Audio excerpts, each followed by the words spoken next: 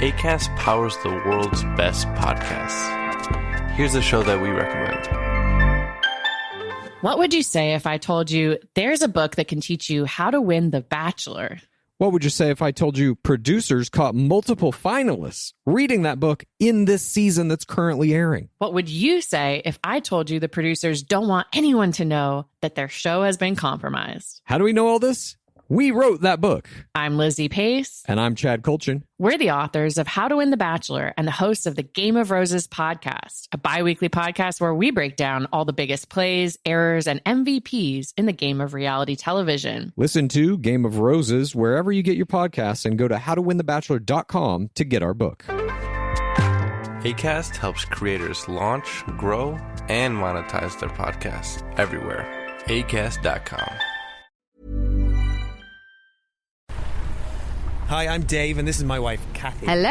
And you're listening to The Cinemile, the podcast where we walk home from the movies. And today, it's Star Wars Day. We're going to see Episode 9, The Rise of Skywalker. Yeah.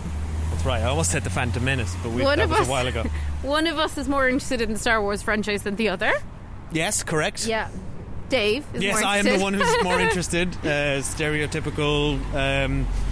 and I have male only seen interested in Star Wars from a young age. Only seen Star Wars because Dave wanted me to watch them when we first got together, and I intermittently watched them with him. And we actually Dave rewatched The Last Jedi this week, and I watched it for the first time. So we recorded a review of that over on our Patreon. If you're listening, if you're interested in Patreon, head over there. So we won't go into The Last Jedi now, but... So it's patreon.com/The Cinemile if you want to hear myself, Kathy's thoughts on The Last Jedi and my renewed thoughts on it. Or if you want to hear my initial thoughts on it, scroll back in the feed about 2 years. And about 100 episodes ago. You can get my late drunken rant about why I didn't like that movie. Yeah, Dave was very upset about that movie. But anyway, onwards and upwards. Yeah. So we're back. J.J. Abrams is back. There's a new hope in town.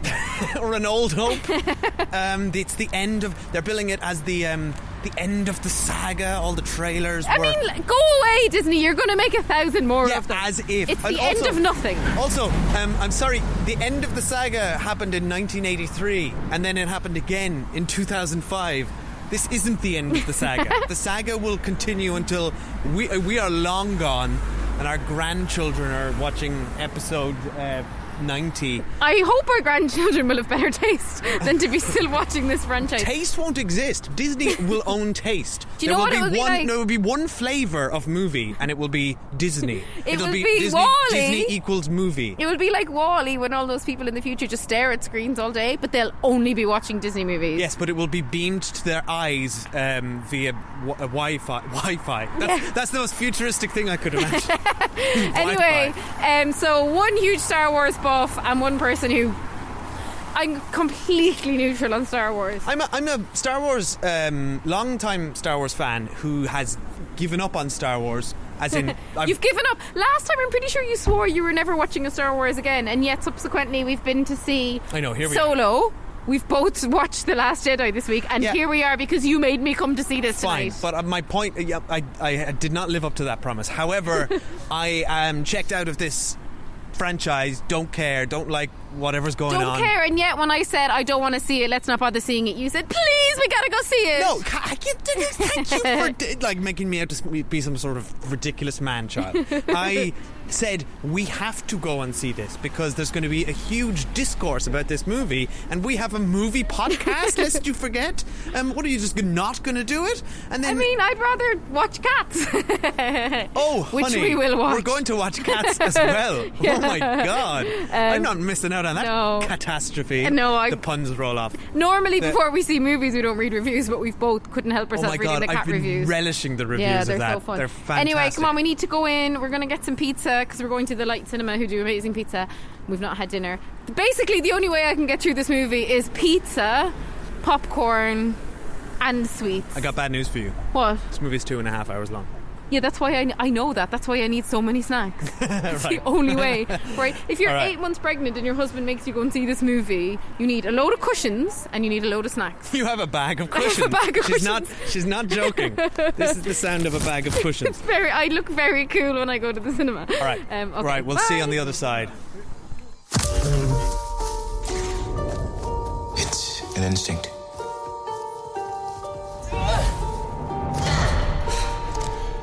Feeling. The Force brought us together.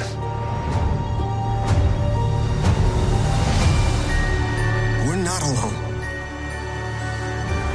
Good people will fight if we lead them. People keep telling me they know me. No one does. But I do.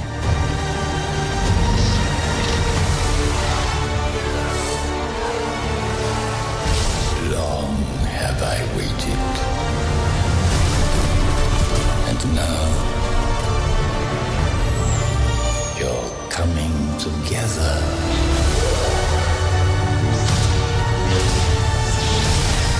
Is your undoing.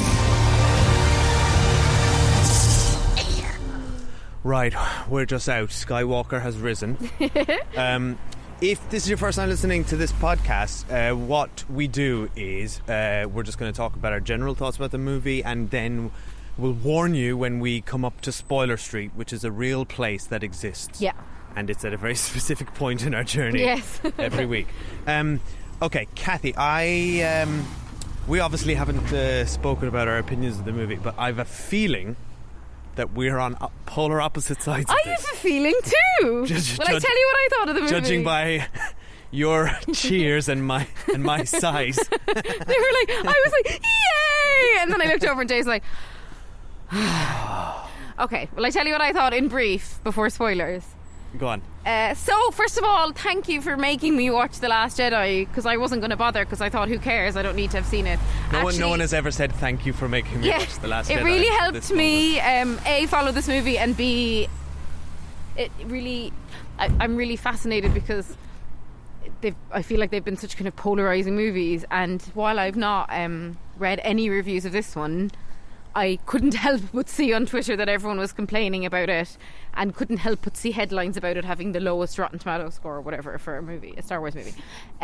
So I was very much aware of the negative sentiment to this, and because you made me watch The Last Jedi and then explained why everyone hated it, because it was subversive apparently, I understand it more now, so thank you. Now, so overall my thoughts are, and okay, I say this with a very, very strong caveat, I do not remember the original trilogy. I watched it like 15 years ago once, don't remember it. So with that caveat, yeah. This is my favourite Star Wars movie I've ever seen. God.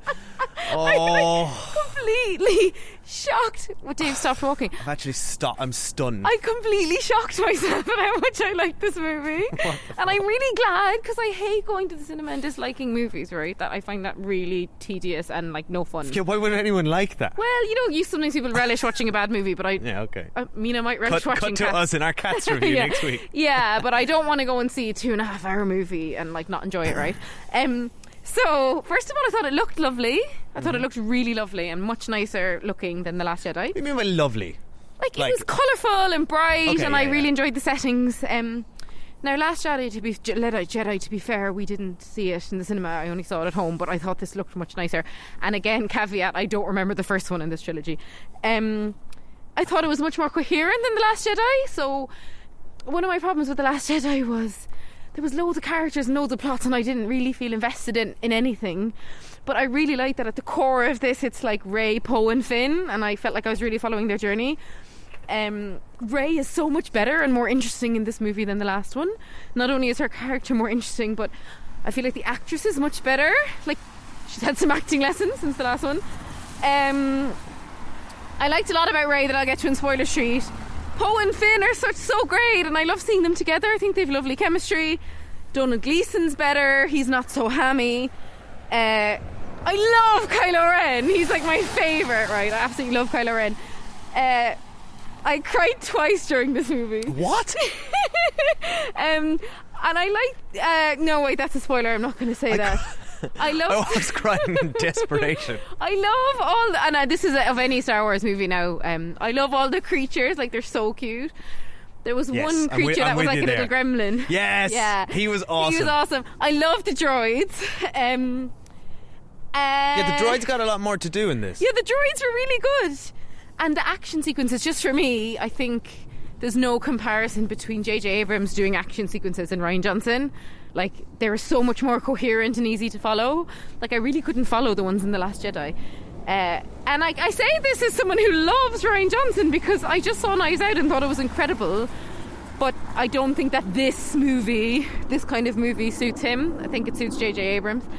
And also, this wouldn't sound like much of a praise, but compared to The Last Jedi, there was just no chunks of boring, pointless scenes that like could have just been cut out of the movie. So that doesn't sound like much of a compliment, but it really is in this world. Well, so they're all my compliments and non-spoilery. Okay. And then we'll wait till we get to spoilers because I did have some issues with it, of course. Like, I don't think it was a perfect movie, but that was just all my general feelings. Look, all right. I'm gonna agree with you. Oh. That. No, not. I don't agree with all. I disagree with almost everything you said. Oh my god! The saddest part of this review is we're walking by the bowling station where we came so optimistically last week. Oh, let's not talk about it. The bit I agree with you on actually. Well, I loved all the creatures and the Muppets, puppets, and the droids. They were so cute. And I love that all the creatures were actual puppets, and you could see that. Yeah. Loved all that. The bit I agree with you is that, yeah, it wasn't boring. It really wasn't. The Last Jedi was just watched really The Last Jedi, boring. There's a lot to be said for a not boring movie. But this was I was never bored. Like, and it whizzed by. Yeah. Like 2.5 hours, just like a breeze. However, that's not a compliment. Just because something for a 2.5 hour movie. Fine. I was like. But it's like, what's it like? Ice cream isn't boring. And ice cream's also but lovely. It makes you feel sick afterwards. And it's just... Depends how much you eat. Yeah, it's just like eating ice cream for 2.5 hours. Like, it wasn't boring. It was visually stimulating non-stop because it never fucking took a second to breathe. But it wasn't good. This is not... I thought it was a terrible, terrible movie. Really? It's making me awful. I thought... if anything, it's made... thought this was a terrible Yes, I thought it movie? was dreadful. I thought it was a fucking abysmal movie. What? It is actually making... You think this is an abysmal movie? Yes, you and watch so much shit I am action movies. stunned that you think it's good. Not only that, this is your favourite Star Wars movie. Like, what's happening? But I say that as someone who I admittedly don't remember a lot of them. Yeah. Okay, look, this has made me appreciate The Last Jedi even more. What do you mean even not more? even You never more. appreciated No, I don't appreciate it. it. No, the things I appreciate in The Last Jedi, and people will say, "Oh no, Dave, you hate The Last Jedi." I don't. I was disappointed by it, and I think it's boring, and I don't think it's a good movie. But I think, but I said at the time, Rian Johnson's a clever, smart guy who produced a very coherent and interesting idea that did not make a good Star Wars movie, and also that I don't think was executed very well from a plot level. So, however, this movie is... So you didn't like it? No, whatever about that. But it was... He had some bold ideas and was trying to take Star Wars in a new direction. But his plotting didn't match his thematic... And his pacing was terrible. Yeah. However, this movie is all plot and pace and nothing else. There's no character development. I completely disagree. It's all plot. There's it's no all plot. characters in The Last Jedi. There's no time for any character because we're following No, but they're trying... 100 of them. Look, fine. I don't want to talk about The Last Jedi. But then you just talked about it. Fine. Look, I'm just saying. I'm not saying that movie did. That movie was trying to do character development and trying to say something. This movie didn't have time for character because it was plot, more plot, more plot. It starts Completely running disagree. at 100 miles an hour and then just loads MacGuffin after MacGuffin, and the core problem with this movie is the Palpatine problem. which Hey, is... spoilers. It's not a spoiler. He's on the poster and is in the Oh, trailers. right, okay. To be fair, as much as very- I could follow this movie more than the other one, I did have to say to Dave, who's Palpatine? See, the fact that you don't...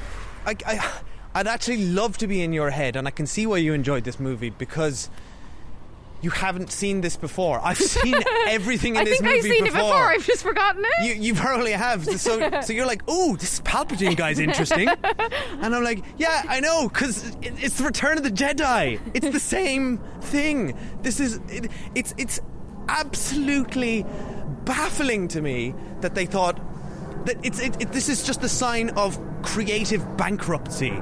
Wait, as opposed to the last 6 Star Wars movies. Well, at least the last one tried to do something different.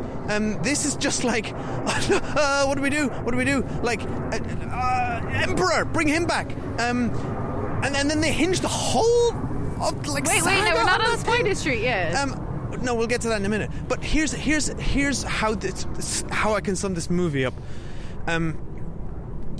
This is also in the trailer, so it's not a spoiler. But in The Last Jedi, Kylo Ren smashes his helmet in a fit of rage in an elevator, which is symbolic of him letting go of who he was, and Snoke saying, "Just take off that stupid helmet," whatever. I thought it was just Adam Driver desperately looking for something to do with that movie. You can look at that like a symbol.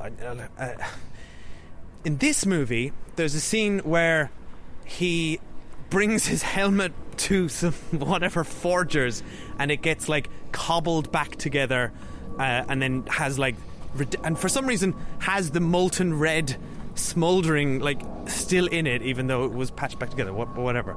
But that to me is the perfect analogy for this. J.J. Abrams. This is not a coherent trilogy. This is J.J. Abrams started a thing. Rian Johnson came in with all his ideas and did the complete opposite of everyone's expectations, including what J.J. Abrams was set up, and that's why fans were so annoyed. Then J.J. Abrams comes back in, picks up his helmet, which is this movie, and then tried to cobble it together, and what we got is like a Frankenstein's monster. Okay, that's a wonderful metaphor, by the way. I really enjoyed that. But here's a counter argument as someone who knows nothing about any of this and hasn't even read anything about it. Maybe this was the here's plot. a counter argument. Maybe this was but maybe this was the idea all along. Shock people with the episode 2, and then in episode 3 you are being very respond to forgiving. episode 1. No, but I'm just saying I don't actually think that a trilogy of this scale, with this budget and this machine behind it, would not have been plotted through from episode 1 to episode 3. It wasn't, and that has been documented. By whom? By internet by trolls. the internet. No, it what wasn't. about by J.J. Abrams and Rian Sorry, Johnson? I disagree with you. There's no coherency in this thing. Was there bloody isn't. Was someone else supposed to direct this movie and then they pulled out? Yes. Who was that? Yeah. They didn't have the story for episode 9 in episode 7. They did not. Okay. And Rian Johnson, all the things that about Rey's lineage is Rian Johnson's doing in episode 8. Okay. And this well, movie, I think this movie is essentially skipped over episode 8, picked up all the threads How from about episode we move 7. to Spoiler Street? Yeah, let's go to okay? Spoiler Street. So first of all, I did say to Dave, because the last time he went to The Last Jedi, he was like very depressed and had a few drinks. So first of all, I told him he wasn't allowed to have a drink, and he wasn't allowed to watch it on his own. And then so are you glad? And then I bought you bought one me beer. a drink. Well, I bought So you what one do you beer want? because I felt bad for you because it's such a long movie. By the way, the pizza and popcorn was pretty epic. Our snack. Let me tell you. Okay, now so we're on Spoiler Street. We're on Spoiler Street. So if you haven't seen The Rise of Skywalker yet, go. Don't bother going to see it. Just listen. I just don't think anyone would be listening if they haven't seen it. But okay, if you haven't seen it, it's probably because you're not interested in it. Therefore, don't go. Right. This movie starts straight away. Zombie Emperor. Let's do a zombie Emperor. He's back in some sort of Frankenstein's lab. He's been propped up by some sort of matrix machine and being pumped with some sort of liquids. He was less a matrix machine and more just like a crane that he was hanging off. Yeah. So basically, here we go. The Emperor's back, fully back. So what was the point in anything? What was the point in Return of the Jedi? I'm sorry, I think the reason, part of the reason you're able to enjoy this movie so much is because you went in without the history of all these other movies and are just able to look at it as a sort of fluff piece of entertainment. And I'm not denying that you can sit there and it'll whiz by and a load of stuff happens and it's mildly entertaining. But also bearing in mind that not everyone, Dave, no offence, is as invested in Star Wars as you. And for lots of, say, kids, children, teenagers, this trilogy is probably their first experience of it, and therefore how bad if they enjoy it or I enjoy it. Fine. No. Oh, fine. Hey, hang on. Sorry. I don't care if you enjoy it. Good for you. Wait, you don't care if your wife enjoys something? I don't. Come on. I don't care. I'm not here to shit on other people's enjoyment. I'm not. I'm merely expressing my own extreme frustration at what I just saw, and which is just why undercut everything that happened in Return of the Jedi, which was the actual end of this saga. It just undercuts the Darth Vader. Spoilers for that movie from 1983. Darth Vader makes the ultimate sacrifice to protect his son and murder and save him from the Emperor, and kills him, which is someone who has been domineering over his life this whole time. And so what? That was all for nothing? It's like, why? Why bring him back just for a cheap gimmick of nostalgia? And this is the whole problem with this movie. I didn't think it was it's cheap. littered. It is cheap. It's cheap. I thought they had to give, because you know the way when we were talking about The Last Jedi, you were saying that like Rey not having any lineage was like really subversive. Or Yeah. whatever. Oh my God. But Can we I get think to that twist? I'm just saying that I think that Terrible. I think that if Rey hadn't been given the plot of having that inner conflict about this big bad, right? He's like the big baddie of the saga. To give her the worst possible person as a grandfather and have her have to deal with that is what made her interesting in this movie, because she was genuinely conflicted and struggling and rising to her own challenge, whereas in the last movie she kind of just had nothing to do. So I think it really served her as a character, and it served the plot to make it more interesting. So I actually thought it was good that he was her granddad. Yeah, fair argument, and I really do agree with you on that point. She had a lot more going for her as a character in this. Oh, it's like a different movie. It's a different movie, but she was motivated. It was like I was genuinely interested in her. Like she just had faffed nothing around to do in the last movie. Yeah, for sure. So However, I thought it's that just was really cool. but it's just a cheap thing. Of course. Oh, of course she's a Palpatine. Of course, and it's also reactionary. You didn't say that because everyone thought she was a Skywalker. Sorry, before. this is reaction. No, everyone thought she was anyone. The whole theorizing was Rey's connected to Obi-Wan Kenobi, or I'm sure somebody said Emperor Palpatine, or she's blah blah blah, or there are 100 theories. Somebody probably struck gold, but this is my point. Rian Johnson said no, it's that, and that was interesting to me, and I respected that. Now it's just like, oh, first of all, just no, forget that, undo that, doesn't matter. No, it didn't say undo that. It just was like another layer. Yeah, come on, you're essentially undoing it. And also, Jodie Comer's her mom. That's awesome. Yeah, but like, come on, this movie is reactionary. It's literally, it's like it was written in direct response to everything they read about The Last Jedi. Or else it's written in response of J.J. Abrams going, oh yeah, I didn't like The Last Jedi, and he just wants to fix it. Maybe, as a Star Wars fan. Or what's more likely to me is that this is a business, and they need to protect their business. This is a PR. This is a reaction to a PR backlash.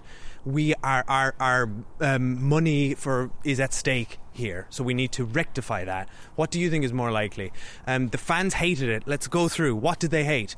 They didn't like that Rey's parents are nobody. Right, let's bring her right back in. What if she's Palpatine's granddaughter? Awesome, let's bring back Palpatine. People loved him from Return of the Jedi. There's no respect for this franchise. There isn't. It's shitting all over it to make a cheap buck. Because I felt like in the overall feeling of this movie was really hopeful. There's no feeling in this movie. I felt like it was really hopeful, and at the end I really actually was really moved when all the other pilots came and helped them, and that was the first time I cried.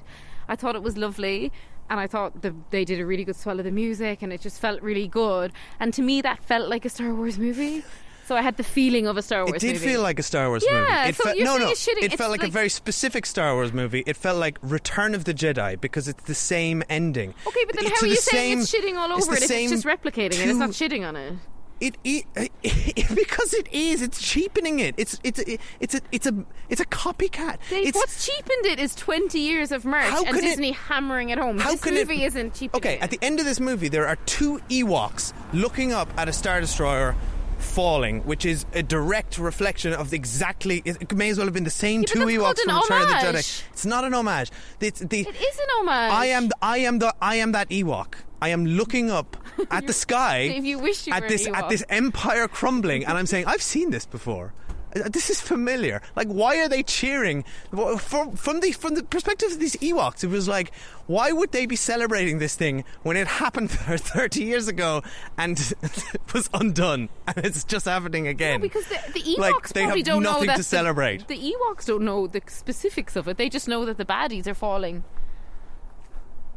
They just know that the baddies are falling. The Ewoks don't know the specifics. And right before that, Oscar Isaac said... Sorry, you're being too literal here. I'm talking about the franchise. You're talking about what a specific imaginary Ewok is thinking. That's not my point. And also, Oscar Isaac had just said that they're fighting all over the galaxy, okay? It's happened before. However, yes, but it made more sense in Return of the Jedi. Stop talking about Return of the Jedi. We're not reviewing Return of the Jedi. You cannot talk about this movie without talking about yes, you Return can, of the Jedi. because if you don't remember it like me, then you don't care about Return of the Jedi. Let me have my rant. No, I am not letting you dominate this podcast, right? For anyone who doesn't know, when Dave watched The Last Jedi, at least finish my point. He watched it on his own and complained for 40 minutes. Let me finish my point.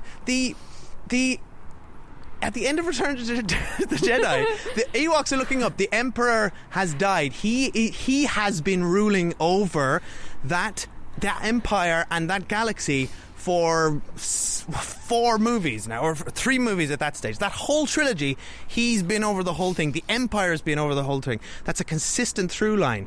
He's dead. It's symbolic, and that's why the Empire can fall. And that's why the Ewoks care. That's why the Ewoks care, and that's why the whole galaxy will uprise. However, explain to me how the same exact thing happens in this movie. The Emperor is dead, and now you get the line you mentioned, which is, people all over the galaxy are uprising. But why? Why is it? Sorry, excuse me. Why? I'm answering your question. No. Why is the First Order an institution that did not have the Emperor Palpatine as its leader? It had Snoke, and then it had Kylo Ren, and yeah, but Palpatine's helping them. Palpatine just showed up out of nowhere and no, because they said at the start he's Last Order. They said at the start he's been pulling the strings the whole time. It's exactly what they did with Thanos in Marvel movies. Come on, it's a very common trope. No, I'm sorry, he hasn't been present at all. Well, he has, according to the movie. Hey, the guy we thought was dead is now dead, who hasn't been here the whole time. Okay, so you're saying Thanos wasn't actually present in all the earlier Marvel movies? I'm saying that why doesn't the First Order work now? Because some ships that we didn't know existed until this movie are still in the place, are not able to escape from the place that we didn't know existed. Because their supreme leader has turned into a goodie. The First Order has not been defeated. It still exists. Their supreme leader has turned into a goodie. By the way, is it a spoiler? I saved it for spoiler streak because I didn't know if he was in the trailer, but I loved Richard E. Grant in this. No, he's been tweeting about this for ages. Oh, has he? That was really fun. He's been so excited that he's in Star Wars. Now we need to his excitement for being in this movie far outweighs my excitement for watching it. Okay, can we talk about 2 more things I really liked? I've got 100 more things to talk about. 2 more things I really liked. I really liked. So, first of all, and I heard you sighing, but I was so happy when Harrison Ford came back. Like, I loved that scene. No, I agree. I loved it. I really liked that scene as well. It's one of the few scenes where I got a bit of emotion from it when he called him Dad. And I kind of, and then there was that lovely bit. Even I know the "I love you, I know" bit. And Ben, and they. Where was that? Oh, was that what he said? Wait, no, I know that from the original Star Wars movie. Who said that? No. Ben said "Dad," and he paused as if to say "I'm sorry," and then Harrison Ford said "I know." So Ben didn't even say it. And that was really moving, I thought, and that was a lovely throwback. And it was nice to see Harrison Ford. And then, I'm sorry, but can we talk about Ghost Luke? Because that was the exact opposite of this, and that was terrible. Look what I wrote here. I can't, look at your phone as I'm walking. I wrote this down. So there was. I admit Ghost Luke was terrible. The first half of this movie. All right, the movie starts Zombie Palpatine, and I'm like, this is terrible. And then, I think I missed that because I missed the very start. But you did. Yeah, because I kindly went to go and get the pizzas while Dave watched the You scrolls. watched this movie in the ideal way. Don't watch any other Star Wars movies. Miss the whole beginning.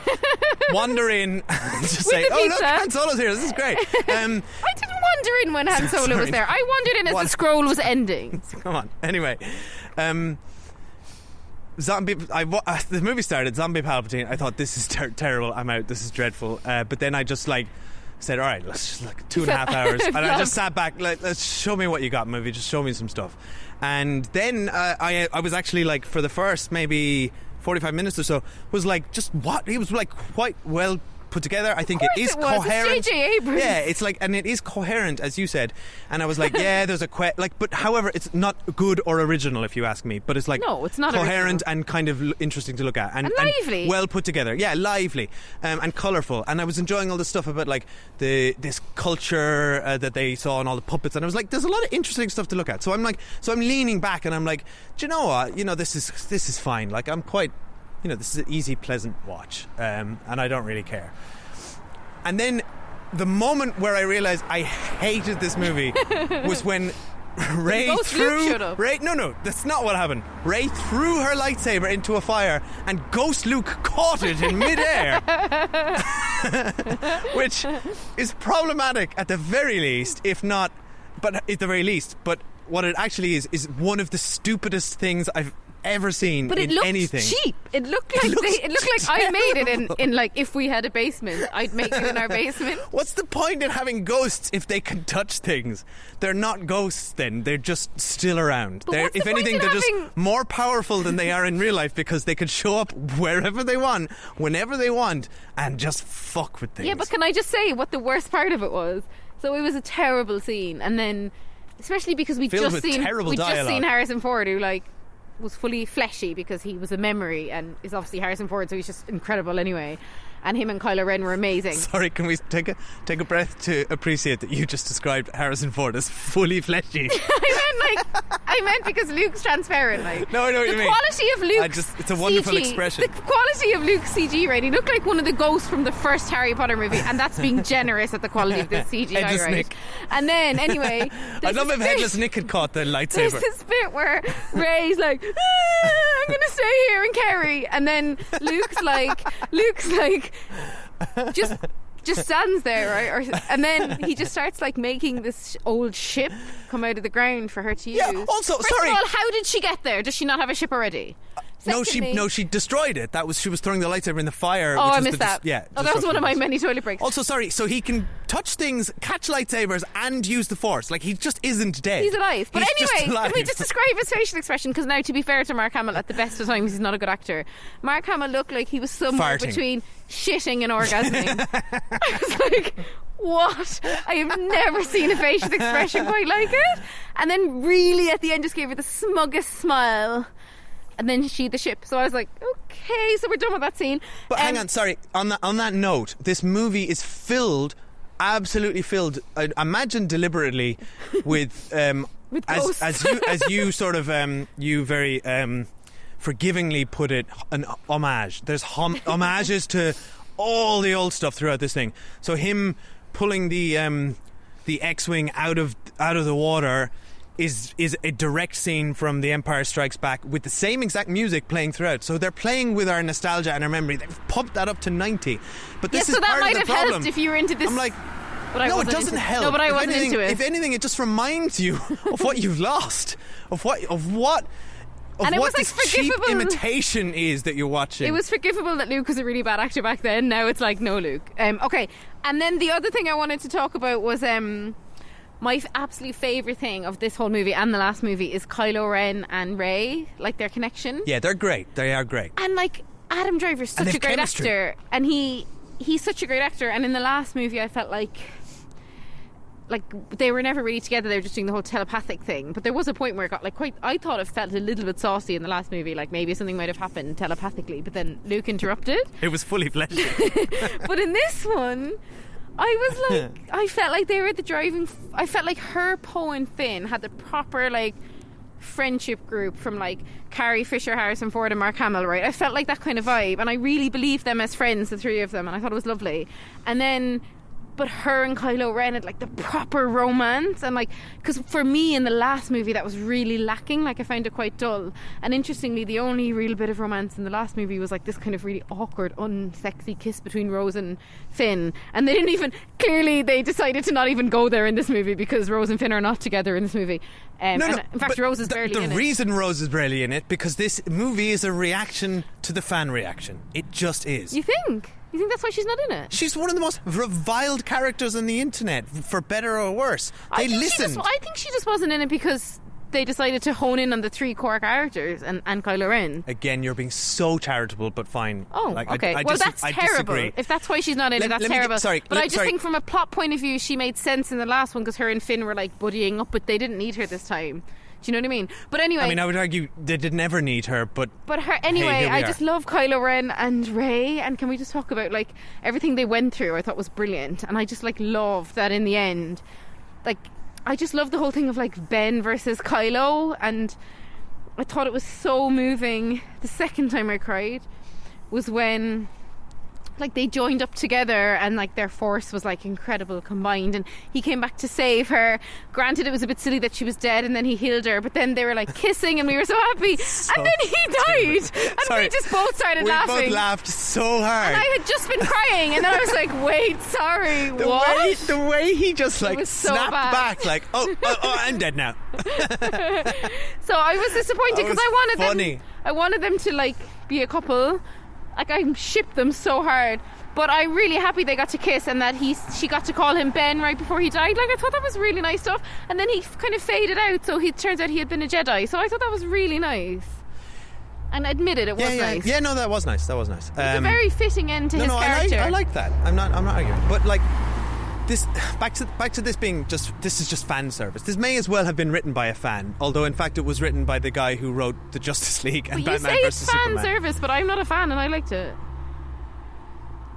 Fine. You have to admit it's more than that, like. Fine, and okay. also, The Last Jedi was really divisive. Lots of people like The Last Jedi. Let me just say then, this is filled with things that are just fan service or reactionary. Like, here's a perfect example. Chewie gets a medal at the end of this movie, which is a very I didn't get that. famous thing from Star Wars. At the end of Star Wars Episode 4 A New Hope, there's a big medal scene where Han Solo and Luke get medals given to them by Princess Leia, but Chewie doesn't get one.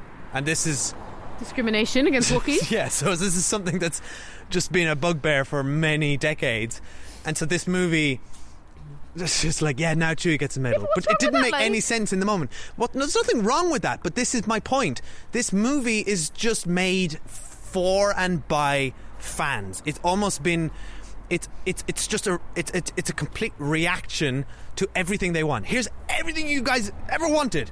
To be fair, I didn't get that he was being awarded a medal. What I thought was happening was that he had dropped it and someone was giving it back to him because it was so casual. May as well have been genuinely, that. I thought, oh, this is throwing. It's a bit quiet down this road. No, it's fine. I genuinely thought that it was throwing back. I thought it was his, or I guessed it was throwing back something, but I thought it was his medal. So that was not clear. Yeah, handed to him by another pointless character, in the crowd, like Maz Kanata or whatever her name is, who has nothing to do with anything. I liked her. Yeah, but why is she there? She's what's like Leia's friend, I guess. Oh my god, we haven't even discussed Princess Leia. Here's the... Okay. How much of this did Carrie Fisher actually shoot, and how much of it I don't know. They must have CG'd CGI? her face on, because they had a whole thing where they just had a CGI young Luke and Leia for no reason, in a bit where he's like, this was Leia's lightsaber. And then one day while we were training, she turned to me and said, Luke, I'm handing in my lightsaber because someday someone else will need it. Yeah, but I think the scenes with Carrie Fisher felt like she'd really shot them, though. Like, I believe they had shot some of this with her and already. I mean, also, she's barely in it. Like, she's barely in the movie. Yeah. So it felt appropriate. Like, remember we watched another Star Wars movie where they had like CGI someone who'd been died for decades, and that was really fucked up because it's like he's never consented. But to be fair, Carrie Fisher had signed up for this film, consented to be in it. I didn't have that same, if they CGI'd her, I didn't have the same creepy feeling about it. Yeah, she was going to be in it. This is in the same territory as Oliver Reed dying during the filming of Gladiator. Yeah, it's like the same kind of vein. And one thing that I wanted to talk about, because I find it very confusing, is, and again, I don't know the history of the Force, but like, I don't think Rey's powers were particularly clear, because at the start of the movie, Rey's like levitating, and she can like lift, that ship that she thinks Chewie's in, like she's controlling a ship from the ground. But then in a later scene, she's jumping across something, she nearly falls and she catches herself, and it's like we're supposed to be like anxious, and I'm like, but I know she can levitate. Nothing. So why would I care? Like, why is there any peril around Rey's safety? There's no answer to this question, because the Force is something that is never clearly defined in the original trilogy, which makes it mysterious, right? And it also means you can just get away with plot holes. But also, basically, it just means anytime they want to do some crazy shit, oh, dude, it's the Force. Like when Kylo Ren fell down that huge hole at the end, he shouldn't have been able to get out again. Yeah, but the Force. Yeah. But what it means is you get things like they keep just adding to it, so the rules are just like it just becomes sillier and sillier. In Episode 8, you can do astral projection. In Episode 9, you can just hand physical items to each other through nothingness. How are they doing that? Well, I don't know. That's what I thought you might have the answer. There is no answer. I've never seen that before. Also, there's like spirits. Like there's something about the emperors. Like, I'm taking the spirit of your union now to re-energize myself. No, but I'm like, I what think he are meant you though. talking I think he about? was saying the combined force of them is like the strongest force he'd ever seen. Yeah, but he's sucking the Force out of them. I The didn't Force get that. isn't supposed to be a thing that anyone owns. That was a lesson in the last movie. It's like this. It's like they didn't even watch The Last Jedi when they made this movie. Another thing is, like, Luke just casually goes, "Oh yeah, I knew you were Palpatine. So did Leia." But what about, we watched The Last Jedi the other day, and Luke is genuinely shocked when he sees her and is like, "Who are you?" Like, he doesn't know. Yeah, and he's scared of her. Yeah, but Luke hadn't seen Leia at that point. At the end of The Last Jedi, Luke and Leia reconnect, so she might have told him then. Of course. So Ghost Luke hands Leia the ghost dice, and then she whispers to him, "Raise the Palpatine." And oh no, but Luke's a ghost who's apparently been living, breathing and observing in the world the entire time. So Luke's probably been hanging out with Carrie Fisher the whole time. Like, now, one other thing that I liked is I really thought it was nice at the end when they're like, "You're every Jedi that ever lived," and then when the guy said, like, "I am the most evil empire of all," she was like, "Well, I am every Jedi ever," and that was quite cool when she fought him. Yeah. But I didn't understand then the second time, you know the way he said, "If you kill me, then you will turn into like the Empress of Evil." Yeah, all the Sith will pass down to you. How come when she killed him, then that didn't happen? Is it because she wasn't killing him out of revenge at that point? Because he'd already sucked the spirit of her union. Because I was like, this is quite a prisoner's dilemma. How's she gonna stop him without killing him? Because if she kills him, she turns into an evil empress, and she has to sit on the throne.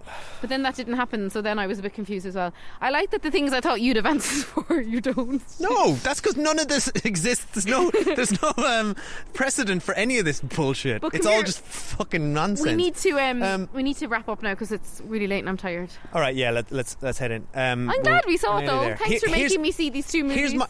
Here's the main problem I have with this movie. It what seems is it that to it's Return of the Jedi? It seems to think that is a problem. It seems to think that bigger equals better, right? So you get all these analogues to things we've already seen. So you get the boardroom scene of all the generals in the Imperial Navy sitting around while Kylo Ren addresses them, and that's where we meet Richard E. Grant. And that's a direct reference to a similar scene in Episode 4 where Darth Vader chokes a guy for the first time. But this time, Kylo Ren not only chokes the guy, but like throws him up to the ceiling. And that's like that's what this movie is. It's like, you know that... Dave, you just love trying to make crappy metaphors about this movie. You know, it is what this movie is. It's, hey, you know that thing that you saw 40 years ago? Well, we're doing it even bigger, even better. This is like 90s radical. It's like that Member Berries thing from South Park. It is. It's like, hey, remember Star Destroyers? Well, now there's 1,000 Star Destroyers. And guess what? They all have Death Star lasers. Like, I'm sorry, what? Yeah, that's right. This ship has a Death Star laser and it can blow up planets. And they can all do it. Okay, Dave, I said we need to wrap this podcast up. The stakes are, this is just gobbledygook. Okay, now. you said, so your biggest problem with it is that it's trying to do everything bigger. And yet I think they're trying to do less than the last one because they've less plots. What are you talking about? There's more plot. No, there isn't. Do you not remember the casino gate of The Last Jedi? I'm sorry, the opening... Well, I'm not defending Casino Gate. The Last Jedi is your favourite movie. The opening scroll starts with "The dead can speak." exclamation mark. Yeah, there's at least 3 dead people and then in it's this like, movie. guys, Palpatine's back. He's sending messages. There's Luke's a ghost and Harrison Ford's a memory. Luke's ghost, Harrison Ford's memory. There's a map to an old Sith planet. You've got to get them, but there's only 2 in the galaxy. One of them's died, but hey, there's another one. Dave, you don't need to tell us the whole scroll. I missed it for a reason. There's just plot upon plot upon plot, and also, hey, she's actually Palpatine's. Okay, Dave. Now you're just repeating yourself. Okay, so Hey, we're gonna wrap. and do you remember Force Lightning? Do you remember when the Emperor was putting Force Lightning into Luke? Well, now what if he did it to an entire fleet of ships? Dave, imagine that. Sounds we're going to awesome. wrap this podcast up now. If you want to talk more about Star Wars, what you can do is record another episode for our Patreon. Okay. We don't need it on the main feed. Anyone, what we should do is ask everyone to message us wherever you fancy: Twitter, Instagram, Gmail. Where else are we? Facebook. So we're at the Cinemile on social media, or we're the Cinemile at gmail.com, or we're the Cinemile anywhere you listen to podcasts. Email us. Let us talk know. to us on social media, and I will talk to you forever about this movie. Please don't. I will never stop talking about this movie. Aim your messages at me, and then I will collate a response for the both of us, because you do not want Dave. Because I will be in a corner by myself, screaming at a wall, saying they blew it all up. God damn you want to blew hear it up. Talking in excruciating detail about The Last Jedi, head over to our Patreon, which is patreon.com/Cinemile, where we do retro movie reviews, we do TV reviews, and apparently we do Star Wars reviews. The Last Jedi is a masterpiece. But I'm just interested to see if everyone, it seemed like from what I saw on Twitter, and again I wasn't reading any reviews or spoilers, it seemed like to me that everyone hates this movie, but surely someone's liked it. I mean, our cinema. You liked it. It's your favourite Star Wars movie. Yeah, our cinema was thronged with people. There must be people who like this movie, right? If you're out there, get in touch. But actually, I hilariously saw, and I love this, the way The Guardian has got different film reviewers. I think I saw both a 4-star and a 1-star from different reviewers, so that probably sums our review up, really. Yeah. Okay. All right. Okay, thanks everyone Let's for listening. leave it there. Thanks for listening. And if you haven't already subscribed to us, you can subscribe anywhere you listen to podcasts, so Apple Podcasts, Spotify, Podbean, there's loads of them, we're everywhere. And if you haven't already done so and you would like to, we'd greatly appreciate a review on Apple Podcasts, because that helps us. So thank you guys. Thanks for listening. Yes. Thanks for listening. Dave, thanks for bringing me to see Star Wars. No one's ever really such a better night than I thought I was going to have. This did not turn out as I expected for you. I'm actually really happy that you had fun. Thank you. Okay, bye. Bye. The Force will be with you. Always.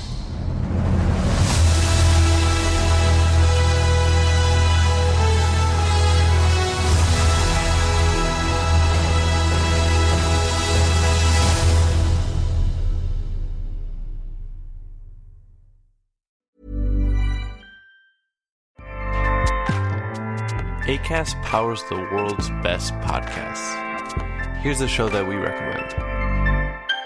Hey, I'm Kim Holderness. And I'm Ben Holderness. We host the Holderness Family Podcast every Tuesday. You may know us from the silly videos that we make online. Or a book about marriage called Everybody Fights. Or as winners of season 33 of The Amazing Race. Still can't believe that happened. Listen, we do a lot of stuff, but our podcast is our most favorite thing. Yeah, because every week we get to sit down face to face, talk to each other about marriage, family, mental health, or just anything that we want to know more about. Sometimes we have expert interviews, sometimes it's just us, but our goal is to bring some joy and laughter into your life every week. Our other goal is that maybe you will learn something as well. Right, so search the Holderness Family Podcast and check out our most recent episodes. We have one about staying organized with creators of the Home Edit. And one about being diagnosed with ADHD as an adult. We hope you'll join us. Acast helps creators launch, grow, and monetize their podcasts everywhere. Acast.com.